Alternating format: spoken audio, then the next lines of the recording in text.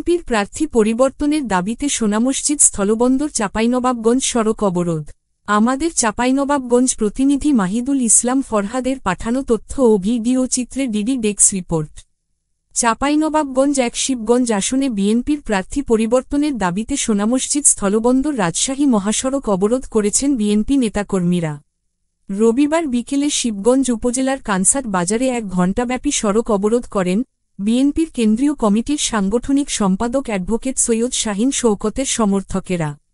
এ সময় আন্দোলনকারীরা সদ্য ঘোষিত বিএনপি মনোনীত প্রার্থী চেয়ারপারসনের উপদেষ্টা ও সাবেক এমপি শাহজাহান মিয়ার দলীয় মনোনয়ন বাতিলের দাবি জানান। অবরোধের কারণে সোনামসজিদ স্থলবন্দর থেকে ছেড়ে আসা যান চলাচল বন্ধ থাকায় সড়কে প্রায় ১ ঘণ্টাব্যাপী তীব্র যানজট সৃষ্টি হয়। প্রায় ১ ঘণ্টা পর অবরোধ প্রত্যাহার করলে সড়কে যান চলাচল স্বাভাবিক হয়। আন্দোলনকারীরা বলেন, স্বাধীনতার পর ৮ বার দলীয় মনোনয়ন পেয়ে ৫ বার সংসদ সদস্য নির্বাচিত হয়েছেন।